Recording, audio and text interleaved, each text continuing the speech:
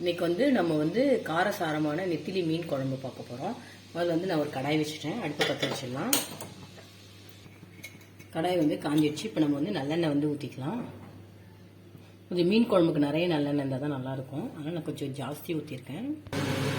எண்ணெய் வந்து காஞ்சிடுச்சு. இப்போ வந்து நான் ஒரு 1/2 டேபிள் ஸ்பூன் வந்து கடுகு போட்டுக்கிறேன்.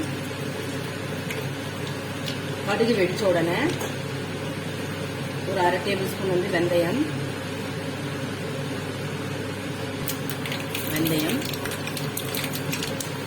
சோம்பு வந்து ஒரு 1/2 டேபிள் ஸ்பூன் போட்டுருக்கேன். 2 வந்து மீடியம் சைஸ் வெங்காயம் வந்து கட் பண்ணி வச்சிருக்கேன், அதை வந்து போட்டுக்கலாம். வெங்காயம் வந்து இதுக்கு ரொம்ப நல்லா வந்து வதங்கணும். இப்போ வந்துட்டு நான் கருவேப்பிலை போட்டுறேன் ஒரு கொத்து. அப்புறம் இந்த நெத்திலி மீன் குழம்புக்கு வந்து பச்சை மிளகா தான் நல்லாயிருக்கும். நான் ஒரு 3 பச்சை மிளகா வந்து கீறி போட்டிருக்கேன். இந்த வெங்காயம் நல்லா வதங்கணும். பூண்டெல்லாம் போடாதீங்க, பூண்டு போட்டால் பூண்டு குழம்பு மாதிரி ஆகிடும். அதனால் வெறும் பச்சை மிளகா மட்டும் போட்டுக்கலாம். வெங்காயம் பாருங்கள் நல்லா பொன்னிறமாக வதங்கிடுச்சு. இப்போ வந்து நம்ம வந்து தக்காளி போட்டுக்கலாம்.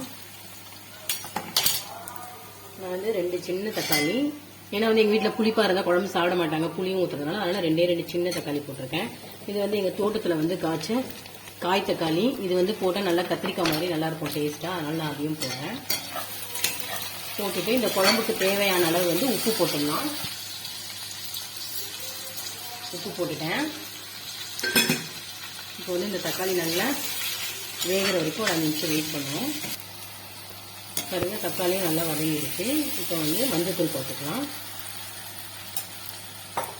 உங்களுக்கு காரம் எவ்வளோ தேவையோ அவ்வளோ மிளகாத்தூள் போட்டுக்கோங்க.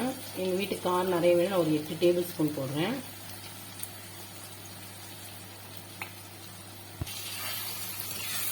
எல்லாத்தையும் மிக்ஸ் பண்ணிவிடுவோம். இந்த எண்ணெயிலேயே மிளகாத்தூள் ஒரு வதக்கிக்கலாம். குழம்பு உங்களுக்கு எவ்வளோ தேவையோ அவ்வளோ புளி கரைசல் இது பண்ணிங்க. நிறைய வேணும் நிறைய புளி, கொஞ்சமாக வேணும் கொஞ்சம். நான் வந்து ஒரு எலுமிச்சம்பழம் அளவு புளியை வந்து கரைசலை வைக்கிறேன்.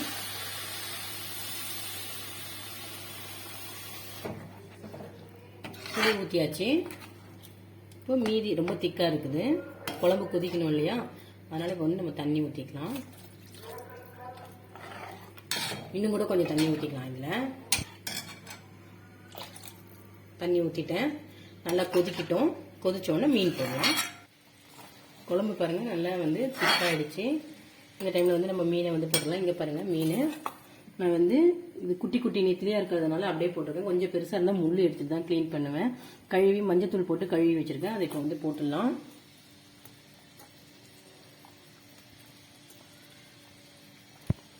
நல்லா தண்ணி இருத்துட்டு போடுங்க, குளிஞ்சிட்டு.